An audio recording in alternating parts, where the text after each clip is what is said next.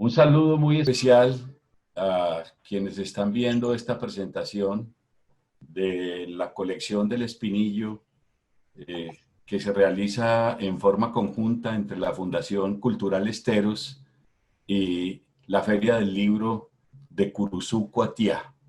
En esta oportunidad tenemos el volumen uno de esta hermosísima colección de libros dobles, un total de 20 libros, hechos con toda la generosidad en cuanto a su diseño, a la presencia de los poetas invitados, poetas grandes del mundo, de distintas partes, de habla hispana mayormente, eh, y con un diseño muy cuidado, con una edición muy delicadamente propuesta y una generosidad de los poetas. En esta oportunidad tenemos a Enrique Solinas y a Verónica Aranda. Enrique Solinas, argentino, ahorita le preguntamos sobre su provincia, y Verónica, española, buen maridaje entre España y Argentina.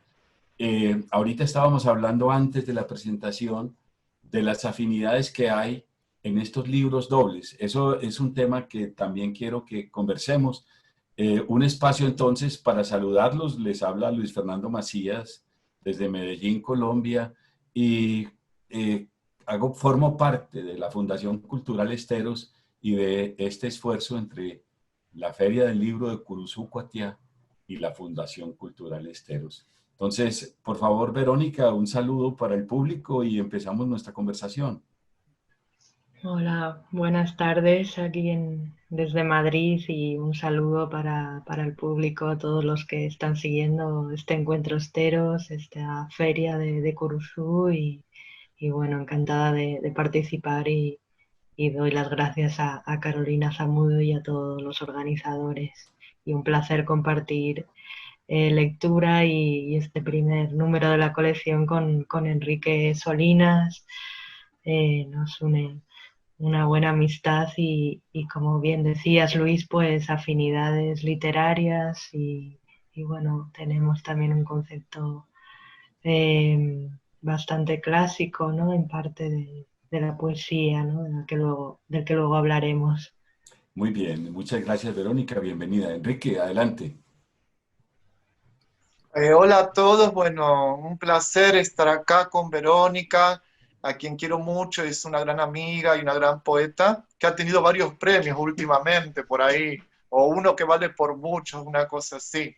Y gracias a Carolina y gracias a todos, la verdad que la Feria del Libro y el espacio de la Fundación Esteros es bárbaro, estoy re contento, así que muchas gracias por todo. Bueno, agradecerles a ustedes por esta oportunidad de que el público, quien quiera descargar este libro, los pueda leer de forma libre y gratuita. Esa es como eh, el plus de esta colección, que va con toda la generosidad de ustedes, los poetas, y por supuesto de la Municipalidad de Curuzú. Eh, para que entremos en materia, en la poesía suele, cuando uno escribe, ir apareciendo palabras que se repiten y que van anunciando como ciertas obsesiones, ciertas preguntas reiteradas. Encuentro en ustedes dos en común eh, una presencia eh, como ritual, como la poesía entendida como una relación mística con los asuntos del ser y del mundo. Eh, Hay cierta diferencia, pero hay muchos elementos en común. Yo quisiera, Verónica y Enrique, preguntarles a los dos, ¿cuál es esa noción, digamos, en cierta forma mística de la poesía que tiene cada uno de ustedes? Empecemos contigo, Verónica. Sí, bueno, por un lado, claro, la influencia de la poesía clásica, mística española está ahí, ¿no? de San Juan de la Cruz, de Fray Luis de León y de Santa Teresa de Jesús. Y esos son mis referentes, ¿no? Algunos de mis referentes desde que empecé. Y luego, como bien dices, está ese ejercicio de escribir como ritual, ¿no? Y en concreto en estos poemas, pues se ve especialmente esa búsqueda, ¿no? Desde un territorio extraño y en este caso en el espacio de la India, que está muy presente en mi poesía, pues recurrir también a otras religiones. En mi poesía, más que una mística de raíz cristiana, hay también mucha influencia de las religiones orientales, ¿no? Y esa búsqueda un poco de cierto panteísmo y de comunión con la naturaleza, eh, que tiene que ver también con el zen y con el budismo. Muy bien, Enrique, tu caso, cuéntanos esa relación con la mística y la poesía. Sí, yo desde el primer libro, desde que escribo poesía, siempre escribí poesía sin preguntarme mucho por qué escribía lo que escribía o si tenía alguna connotación en particular.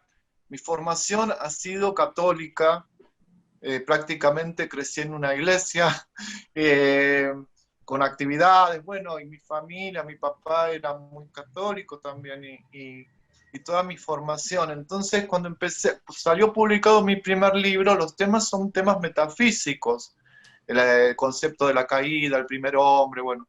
Yo seguía escribiendo, hasta que un día en el diario La Nación hicieron una crítica donde decían que era poesía mística. Y me llamó mucha atención porque yo no consideraba que estaba haciendo poesía mística. Yo estaba haciendo poesía, que está bien, con temas que son propios de la mística, pero no es una poesía mística, es con lenguaje místico tal vez, pero no exactamente.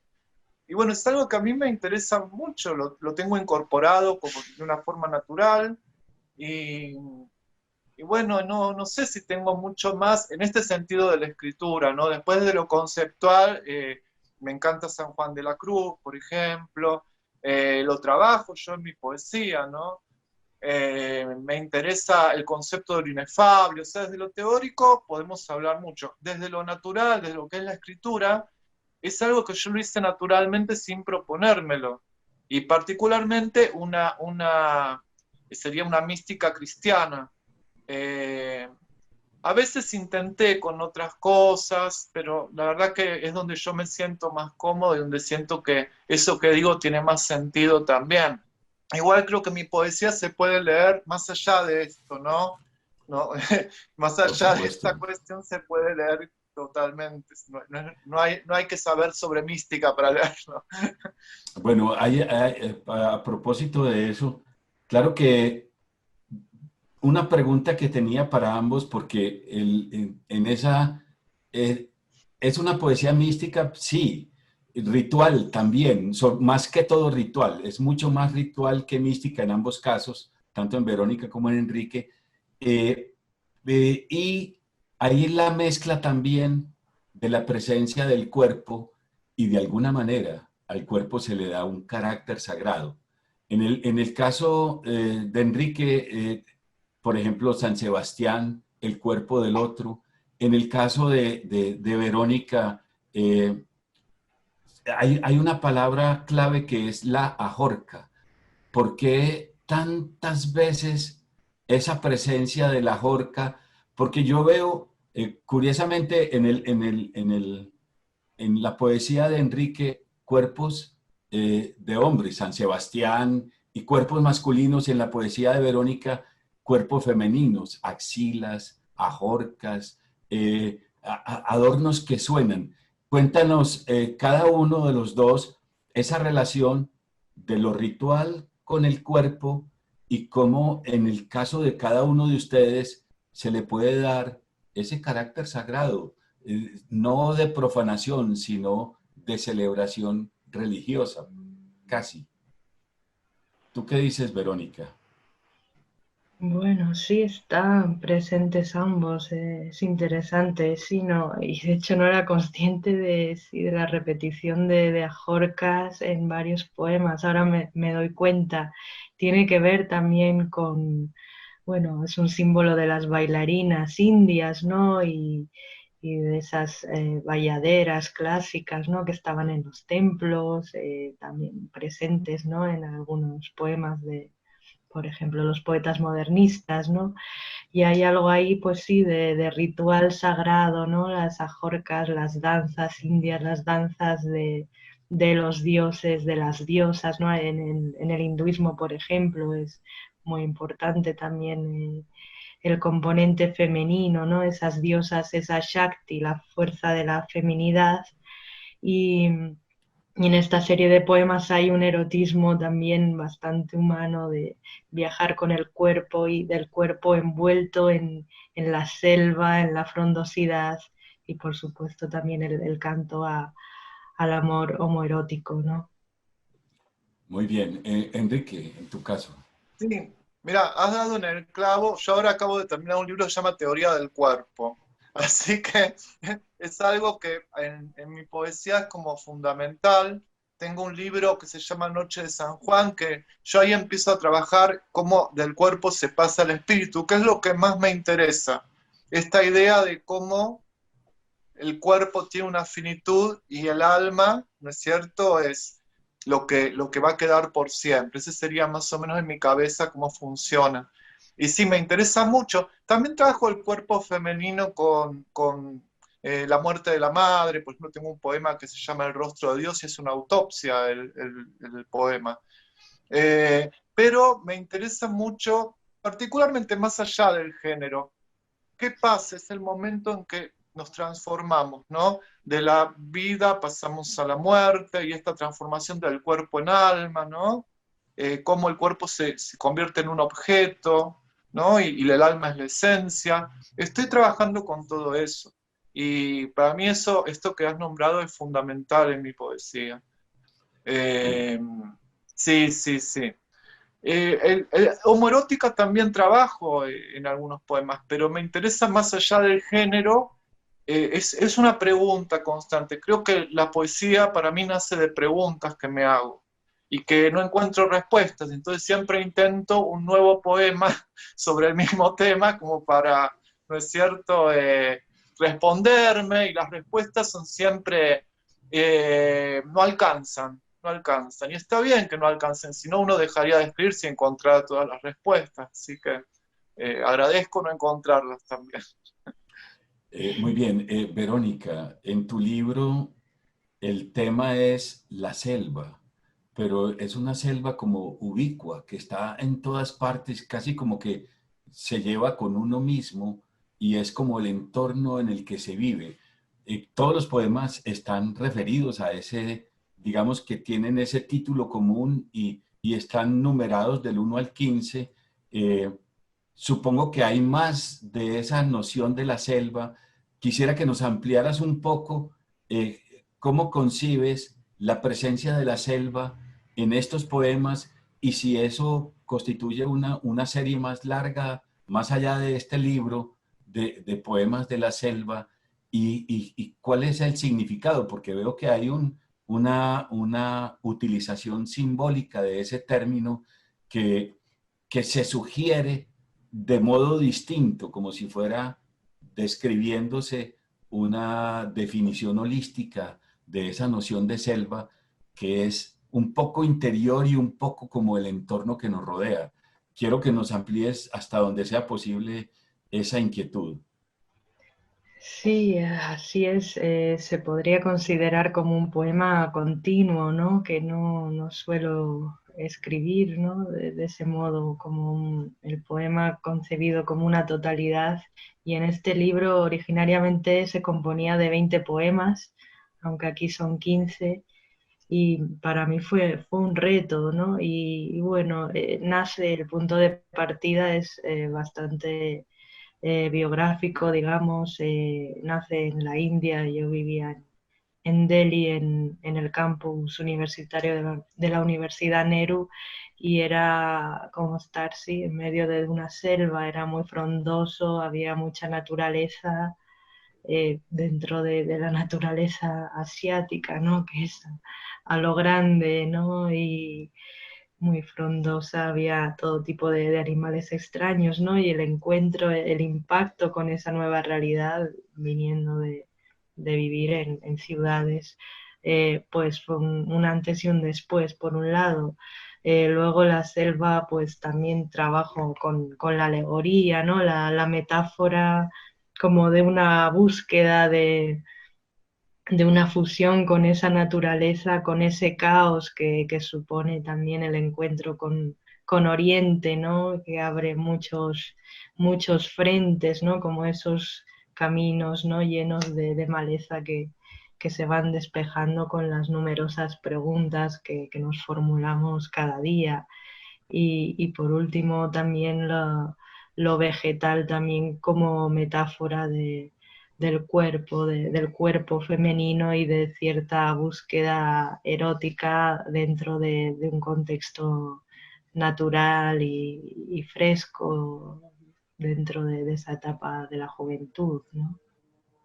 Bien, en el caso tuyo, Enrique, la Sí, me palabra parece, clave es, me encanta escucharla a Verónica porque me parece, desde lo conceptual me parece que es brillante lo que, como ella transmite su proceso de creación, ¿no? Me parece interesantísimo. Yo y con la además naturaleza, sí, no, te iba a decir que en el caso tuyo la palabra clave es jardín. No está la palabra selva, sino la palabra jardín que se repite y es el entorno en el que se vive. Contanos lo mismo en tu caso, Enrique. jardín y bosque. Eso, correcto. Trabajo los dos conceptos. El jardín es el jardín de la infancia, el jardín del Edén, ¿no es cierto? Ese lugar que uno idealiza, pero a veces el jardín se transforma en bosque, entonces se vuelve oscuro, se vuelve extraño, se vuelve peligroso. Así voy trabajando. El jardín tiene, hasta tengo una mirada nostálgica sobre ese concepto, porque ese jardín ya no está, no existe. Entonces, bueno, siempre vuelvo a ese jardín, pero a veces pasa eso, ¿no? Que se convierte en bosque. A diferencia de Verónica, mi relación con la naturaleza es querer formar parte de ella hasta desaparecer. Ese sería el concepto, fusionarme con la naturaleza. Sería otra forma, ¿no? Tal vez por distintos caminos llegamos a veces quizás a alguna afirmación o alguna cosa en común, pero es otro camino. Yo deseo esto de perderme como en la multitud, ¿no? De la naturaleza, de los árboles, de la lluvia, del río, y así lo voy trabajando. Eh, Creo que esa sería la diferencia. Bueno, yo noto que en el caso de Verónica, digamos que la selva, y ella lo dijo también en su respuesta brillante, por cierto, eh, la selva en relación con el deseo, digamos que confluye, es como si fuera un cauce que finalmente va a dar a la mar, que es el deseo. Un poco ese es el caso de Verónica. El caso tuyo, Enrique, es el miedo. Digamos, el jardín que se convierte en bosque, la oscuridad y el miedo, la presencia del miedo. Entonces yo quiero que cada uno me amplíe un poco más esta noción. En el caso de Verónica, esa noción de la selva como la confluencia del deseo, y en el caso de Enrique el jardín y su final en el miedo, incluso un miedo abstracto. Vamos primero con Verónica, por favor. Sí, es una selva, claro, donde está presente, ¿no? Ese erotismo desde también la enajenación, ¿no? Desde la experiencia de ser otros, porque es una selva también desde otras latitudes del yo, desde ese cambio vital, ¿no? Y a la vez hay mucho de experiencia plástica, ¿no? Mi poesía también está muy presente la pintura, entonces es esa plasticidad del cuerpo femenino por un lado que se va haciendo naturaleza, ¿no? Como algunos de los mitos. Y por otro lado, bueno, eso que hablas del miedo en la poesía de Enrique también aparece sutilmente, podría decir, porque está el cuerpo también que se enfrenta a los riesgos, no solo a las incógnitas filosóficas, sino el riesgo real físico del viaje, de la enfermedad, está muy presente el trópico, las serpientes, ¿no? Ese tipo de límites, ¿no? De la poesía también es conocer los límites y es un viaje físico que acompaña la parte espiritual y también está muy, muy presente, pero al final yo creo que prevalece el deseo, ¿no? Es la parte más poderosa de estos poemas y el conocimiento también desde el estudio, desde la reflexión de símbolos orientales o de las religiones orientales. Muy bien, Enrique. Sí, eh, yo trabajo bastante el miedo en mi poesía. Eh, Hay una cuestión contemporánea, o no sé si tan actual, pero desde hace bastante tiempo. Uno no debe sentir miedo, ¿no? Uno debe ir al psicólogo para superar sus temores, ¿no es cierto? Y yo creo que a mí está bien sentir miedo y está bueno sentir miedo ante determinadas cosas. Si fuéramos personas tan liberadas de todo y donde todos estaríamos perfectos, habría situaciones de peligro en las cuales no nos pasaría nada, ¿no es cierto? Entonces yo solo trabajo en la poesía, no es que haga una celebración del miedo, pero no tengo miedo de decirlo, por decir, por hacer un juego como hasta de palabras, ¿no? Pero no, lo expreso, tengo poemas, en un poema dice, hace frío aquí, hace miedo, detectar, ¿no? Ese ambiente que se transforma de repente en otra cosa, en algo raro, en algo extraño y que da temor, ¿no es cierto? Yo lo expreso y es necesario. En mi mundo el miedo existe porque existe el peligro. Y bueno, y yo lo expongo en los poemas eso. Miedo a la muerte, miedo a lo que vendrá, pero eso no significa que ese miedo me ate, ¿no? En la poesía. Avanzo, todo el tiempo es avanzar. La vida es hacia adelante y uno debe avanzar, enfrentarse a eso y seguir, ¿no? Y así lo voy trabajando en poesía. Muy Hasta bien. tengo un Dale. poema que empieza a... Se tiene miedo porque se tiene miedo porque se tiene miedo, porque es todo como una cosa muy reiterativa, no obsesiva, pero me parece que es válido, ¿no es cierto? Muy bien. Ayer en una presentación estaba yo tan contento, incluso como hoy en la conversación, porque resulta que cuando los poetas hablan de su poesía, le enseñan a uno muchísimas cosas, no solo de la poesía misma, sino de cómo afrontar la vida, como una ética para asumir la vida. Yo creo que eso es como la mayoría de los poetas, si no a todos, que la poesía se constituye como en una manera de asumir la existencia y es una manera ética de hacerlo.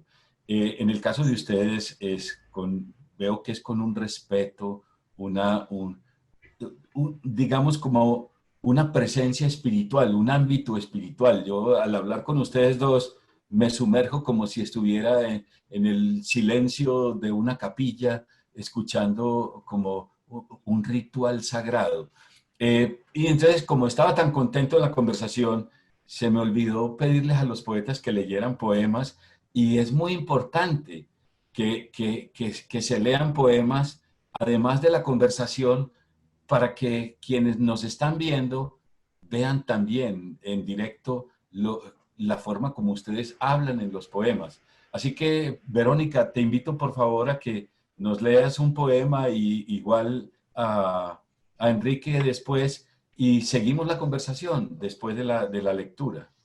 Sí, por supuesto. Voy a leer, a ver, uno de los más representativos, ¿no? Que aúna un poco ese erotismo con el trasfondo de la selva.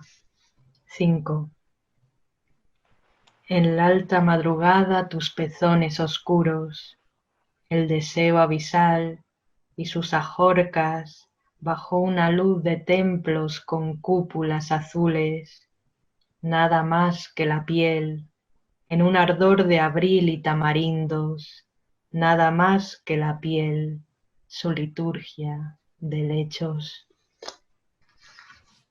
Muy bien, qué belleza. Además, qué bonito escucharlo ya en la voz. Ese poema lo he leído entre esta semana muchísimas veces, pero cuando me llega en tu voz, Verónica, tiene ya toda esa fuerza de la celebración. Muchas gracias. Adelante, Enrique. Sí. Voy a leer un poema Magnificat. Hoy desperté y mi cuerpo tenía olor a flores, a perfume de orgasmo y alegría. Los animales obedientes acompañaban el transcurrir violento y ciudadano. El tráfico en las calles se partía en dos cada vez que deseaba cruzar hacia la otra orilla. Voces diversas escuché y entendí todas las palabras del mundo. Dos marcas rojas en mis manos anunciaron la transformación. Soy santo, me dije, soy santo. En el exceso de la vida y la muerte está la redención. Muy bien. Miren cómo los poemas ejemplifican todo lo que hemos venido diciendo de una manera muy directa y hermosa. Eh, Ahí aparece el olor del otro. Tanto en tus poemas como en los tuyos, Verónica, el olor, las axilas, la cercanía de las ajorcas con los pies, también como que insinúan como un sonido y un aroma que emana.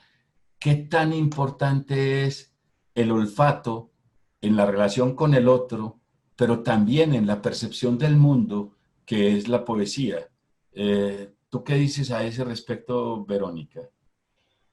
Bueno, en mi caso sí, yo creo que mi poética es muy sensorial, ¿no? Y el olfato es uno de los sentidos más importantes desde mi encuentro con la India también. La India es uno de los países, quizá el país de los aromas por excelencia, donde todo se potencia, ¿no? Y está muy presente. Entonces también me gusta palpar la realidad eh, a través de esos aromas intensos para luego interiorizarla y luego sacarla otra vez en la escritura. Yo creo que es el proceso exterior, interior, pero mi forma de acercarme a la realidad, de meditar sobre ella muchas veces es a través de los sentidos. Y ahí también tiene mucha importancia mi otra faceta poética, que es el haiku, ¿no? En el haiku es todo sencillez y hay mucho no solo de la vista, sino del olfato, del oído, del tacto, y todo eso también lo vierto en la otra poesía, todo, en la que no es haiku, como en este caso. Muy bien, Enrique. La pregunta era sobre el olor del otro, la presencia del olor en la poesía y la presencia de los sentidos en la relación con el mundo. Sí. Para mí yo estoy haciendo un trabajo que todo el tiempo lo trato que se note en la poesía. Tiene que ver el pensamiento y lo sensitivo, ¿no? Y hay como, no sé si una lucha, pero durante mucho tiempo creo que desde la poesía y hasta yo mismo en un principio le daba más importancia al pensamiento que a los sentidos.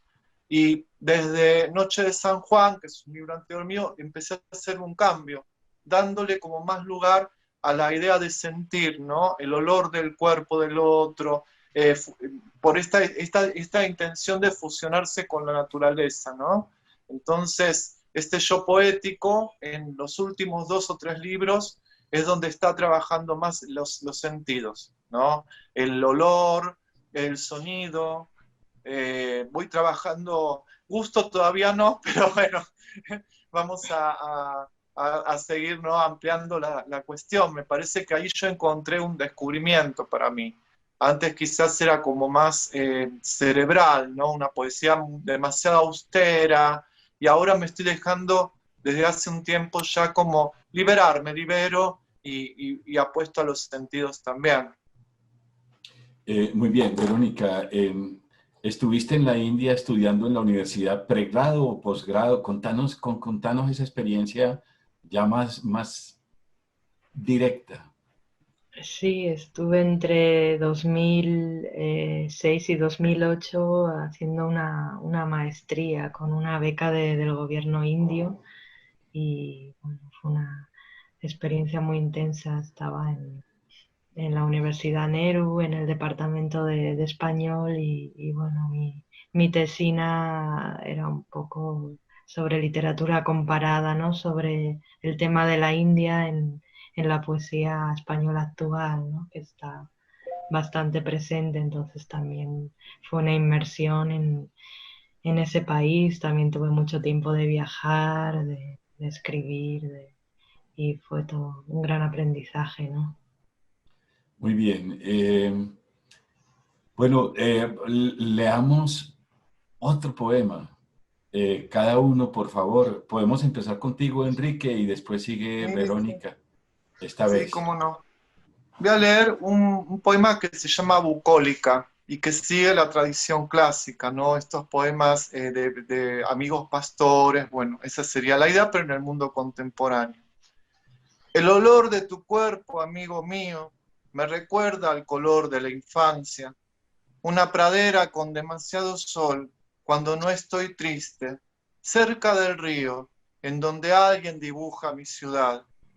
Nada es tan importante ni inocente como pensar en un día perfecto, vaca y pasto, los pájaros que nos sobrevuelan como a San Francisco, algunas flores, sendero de amapolas, el cielo quieto y azul como de utilería. Sé que pronto ya no estarás aquí, todo es inmediato. Sé que pronto te ocultarás detrás del sol. Disfrutemos ahora de este día, que el mañana no es cierto. Brillemos como el agua en la noche, tan solo para la memoria. Qué bien, Enrique, qué bellos poemas. Verónica, por favor, léenos tú uno. Sí. Selva 8. Selva, explosión de luz, ardillas grises en los merenderos, en el acontecer desordenado de los días de Delhi, conocí a una mujer que tocaba el armonium y componía canciones del nordeste. Su voz sonaba lluvia cayendo sobre árboles de nim, cruzaba ausente los mercados. En las tardes de abril traspasaba descalza el umbral de su casa. Eh, me pasa una cosa muy especial en esta lectura que tenemos acá, y es que después de haber leído los poemas muchas veces, se los escucho leer a ustedes y tienen una vida diferente. Es tan importante la presencia y la voz del poeta. Además, poetas que saben leer tan bien como ustedes. Quiero una pregunta totalmente alejada de esto, porque me gustaría, ya que los he, digamos, descubierto en este lugar íntimo que se ha creado en esta conversación, ¿cómo es la vida cotidiana de cada uno de ustedes? Enrique, ¿cómo es tu vida diaria, tu cotidianidad? ¿Cómo es? ¿Qué haces? ¿Cómo preparas las comidas? Bueno, todo eso. Hoy es complicado, ¿no? Estamos en cuarentena acá en la Argentina y es complicado. Yo trabajo desde casa, así que estoy muchísimo tiempo, soy docente y director de un colegio, entonces en una situación normal muchas veces salgo a las 6:30, 7 de la mañana y vuelvo a 11:30, 12 de la noche. No todos los días, pero bueno, 3 veces a la semana en esos horarios, ¿no? Y después otros días doy clase a la mañana y vuelvo, bueno. Así que ahora estoy 24 horas, mis perros están encantados, no quieren que me vaya jamás, así que es raro hoy todo. Hoy es raro todo acá, pero bueno, estoy muchísimo tiempo acá en casa y la verdad que lo disfruto mucho. En esta cuarentena escribí 2 libros de poesía, cosa rarísima porque por lo general escribo en el verano, que es cuando tengo las vacaciones y entonces ahí me puedo relajar. Si no, tengo mucho trabajo durante el año y a veces viajes y bueno, entonces se hace más complicado. En la vida cotidiana a veces cocino, bueno, ahora en la cuarentena cociné muchísimo más que en una situación normal y he engordado como 10 kilos, así que tengo que bajarlos. Espero pronto, parece que el gobierno nos va a dejar, yo hago esgrima y entreno bastante, 3 veces por semana hago normalmente. Y desde que tenemos la cuarentena no hago ningún ejercicio físico, por eso engordé tanto también. Pero bueno, nada, estoy, la verdad que bien, estoy solo, no veo a nadie, con mi hermana hablamos por teléfono y estamos como tristes porque no nos podemos ver, es como raro todo. No sé cómo le están pasando ustedes en sus lugares, pero creo que España ya abrió, ¿no es cierto?, sus puertas, me parece que ya eso es distinto. Sí, ya abrió, se han relajado las medidas, lo que pasa que ahora hay mucha preocupación con los rebrotes y se va a volver a limitar las reuniones a 10 personas y bueno, y hay que tener mucho cuidado, no bajar la guardia, entonces, bueno, también aquí estamos bastante confinados y intentando salir lo menos posible, ¿no? Y sobre todo los viajes para mí ha cambiado mucho, claro, porque yo viajo bastante, ¿no? He residido en distintos países, bueno, ahora los últimos años me he fijado mi residencia en Madrid, pero bueno, claro, viajes a festivales por trabajo, festivales de poesía, para dar ponencias, ferias del libro, pues claro, todo eso es lo que ha cambiado, pero bueno, por otro lado también trabajo desde casa y eso ayuda, porque en mi caso también soy traductora o traducciones, corrección de textos y colaboraciones, crítica literaria, entonces, eh, pues bueno, eso no ha cambiado tanto mi rutina y bueno, y si no, pues paseos por el Retiro, que lo tengo cerca y es una suerte. Y estoy también acabando la tesis, o sea que de todas formas estaba bastante confinada y lo con Pero paciencia. no sé si te pasa a vos, Verónica, pero una cosa es que lo haces porque tenés que hacerlo, es tu trabajo y todo. Otra cosa es que te obligan. Lo que cambia, ¿no? La prohibición.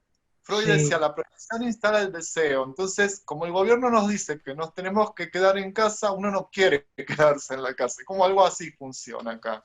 La gente está muy rebelde. sí, aquí también ha pasado, ¿no? Y sobre todo en el confinamiento más duro, el tener el Retiro tan cerca, pero que estuviera todo cerrado, pues Oh, era muy chocante, ¿no? Verlo ahí desde la reja, ver esos oh. atisbos de naturaleza. No era fácil, pero también la creatividad ayuda. Bueno, he cocinado, que eso me relaja. También escribí un poemario durante el confinamiento y refugiarse en la creación, en la lectura, pues bueno, tenemos esa suerte, ¿no? Los que somos creadores y ha sido un consuelo también. Muy Sí, bien. sí, sí. Bueno, el tiempo se nos va acabando, nos queda poco tiempo. Yo quiero que hagamos una lectura de 2 poemas cada uno y después simplemente nos despedimos. Ya se nos acabó el tiempo, nos queda para despedirnos y para agradecerles a ustedes este rato tan maravilloso, tan recogido, tan en relación con el silencio en medio de una conversación muy rica. Así que primero un poema Enrique, después uno Verónica, después uno Enrique y después uno Verónica y después volvemos para despedirnos. Adelante. Perfecto. Empiezo yo, ¿no es Sí, cierto? sí, ánimo Enrique. La noche en el jardín. Una pequeña música nocturna en forma de viento. Los chicos cazan luciérnagas y ponen las manos como para rezar, como si Dios fuera una luciérnaga y se dejara atrapar para romper el silencio, como si el milagro fuera que Dios sea una luciérnaga para no sentirnos tan solos. Bien, Verónica. 9. ¿Por qué nos cuestionamos el sentido del caos si todo el universo se sustenta sobre el caparazón de la tortuga? Si somos vulnerables y a la vez resistimos, si la contemplación nos devuelve a las márgenes de un río donde las lavanderas poseen el mediodía y la tregua del tiempo es un sari secándose en las rocas. Bien, magnífica esa cadencia en la lectura, le da todo el poder de significación al poema. Muy bien, ánimo, Enrique. Sí, el rostro de Dios. Esa mujer, extendida hasta nunca debajo de la sábana, no muestra signos de respiración. Apenas es el resto de una imagen, el personaje principal en bastidores, no disponible para despedidas. Hacia los costados, sus brazos se alargan y tocan el infinito. Las manos se apoyan en oriente y occidente, sin ganas ya, sin intención. Descorro la sábana y al mismo tiempo vuela una mosca como ninfa sorprendida. He aquí la cuestión. Sus labios entreabiertos y la piel extraña contrastan con el gesto de una sonrisa, y el único signo de vitalidad es la mosca que ha bebido toda su respiración. Si la mujer sonríe es porque sabe algo que nunca terminó de decir. Si la mujer sonríe es porque nos ha engañado y nunca sabremos el motivo. Pasa el tiempo como la vida pasa, como pasa lo bello y lo triste. Luego la abrirán en dos para saber la causa de su fallecimiento. Luego su rostro cambiará y será otra, alguien desconocido. Ahora sé que este es el rostro de Dios, una mujer que se va y la mosca que sonríe, compartiendo la misma despedida. Tan solo nos queda cubrir el cuerpo de la desesperanza y contemplar el aire de la noche, fatal y divino. A mi madre, in memoriam. Muchas gracias. Bellísimo ese poema, Enrique.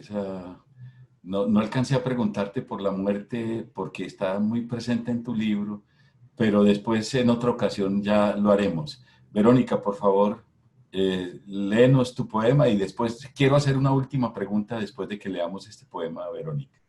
Muy bien. La vida sedentaria es un círculo lleno de alacranes. Conocí a una mujer en Rishikesh que buscaba el consejo de una asceta, tendió la ropa en azoteas lúgubres y escapó de sí misma, de la selva, en un expreso lento. Le despertó el frescor de los magnolios en las gargantas donde nace el Ganges. Ató cada renuncia a un hilo rojo. Muchas gracias. A ustedes, muchas gracias. Una última pregunta. Eh, ¿Qué buscan ustedes cada uno en su poesía? Digamos que uno tiene presente siempre cuando escribe un ideal estético. Para ti, ¿cuál es ese ideal, Verónica? Aunque ya nos has dado muchas pautas en la conversación, con la pregunta directa, ¿cuál es tu ideal estético en la poesía? ¿Qué persigues con la poesía? Bueno, persigo ese atrapar, ¿no? Los instantes intensos, ¿no? Y la poesía pues los detiene, los eterniza, ¿no?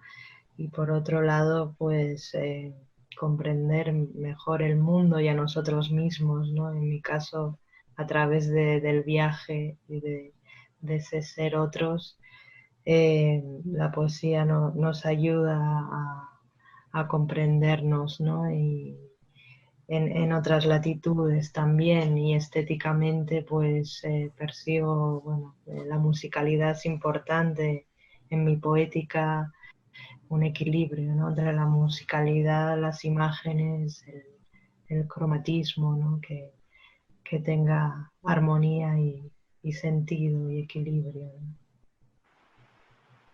Muy bien, gracias. Enrique, la misma pregunta para Coincido ti. muchísimo con lo que acaba de decir Verónica, es increíble. La verdad que yo creo que escribo poesía para entender el mundo y que lo entiendo mejor en el discurso poético que en cualquier otro discurso. Y esta idea de... son preguntas que voy haciéndome y surgen los poemas y creo que es una lucha contra la muerte también. Es algo que a mí me marcó desde chico siempre y es algo de lo que me cuesta recuperarme siempre. Cuando un ser querido fallece, yo quedo realmente sin palabras y después empiezo, todo pierde sentido y después de a poco yo se lo voy encontrando. ¿Cuál es el sentido de que estemos aquí? Si estamos todos destinados a la desaparición, ¿no? Entonces, bueno, creo que la poesía me da aproximaciones, esas respuestas, y sigo buscando, ¿no? Pero creo que, como decía Verónica, que me pareció precioso, es comprender el mundo. Uno quiere comprender el mundo. Y la poesía nos da esa posibilidad. Bueno, muy bien. Muchas gracias por este momento tan íntimo, tan delicado, tan sagrado, tan hermoso de parte de ustedes dos, tan generoso. Gracias, quiero darle a la Fundación Cultural Esteros por esta oportunidad, a la Municipalidad de Curuzucuatiá, y los invito a ustedes a que se despidan de las personas que nos acompañaron en esta hermosa presentación y espero que bajen sus libros y los lean en el silencio de la intimidad, que es donde más se le revela a uno la belleza de la poesía, en este caso de muy alto valor estético. Verónica, adelante. Bueno, un saludo para todos los oyentes, los que seguís este encuentro. Y bueno, ha sido muy grato este mano a mano, como se dice en lenguaje taurino, con Enrique, y lo he disfrutado mucho escuchando y dialogando con tus poemas, y muchas gracias a ti, Luis, por las preguntas, y ha sido también muy bonito reflexionar y muy constructivo, ¿no? Muy bien, Verónica, gracias. Enrique. Bueno, y muchas gracias también, bueno, con Verónica, es increíble. Yo creo que es la primera vez que te escucho así hablar tan teóricamente, me encantó realmente, me encantó escucharte. Y bueno, y Luis también un encanto, realmente no te conocía, bueno, todo ha salido muy bien y creo que hemos llegado a un nivel de confianza e intimidad que es gracias a tu coordinación, Luis. Así que Gracias a ti. agradezco mucho a todos, a los que han estado escuchando y bueno, y espero que en algún momento nos podamos ver todos personalmente.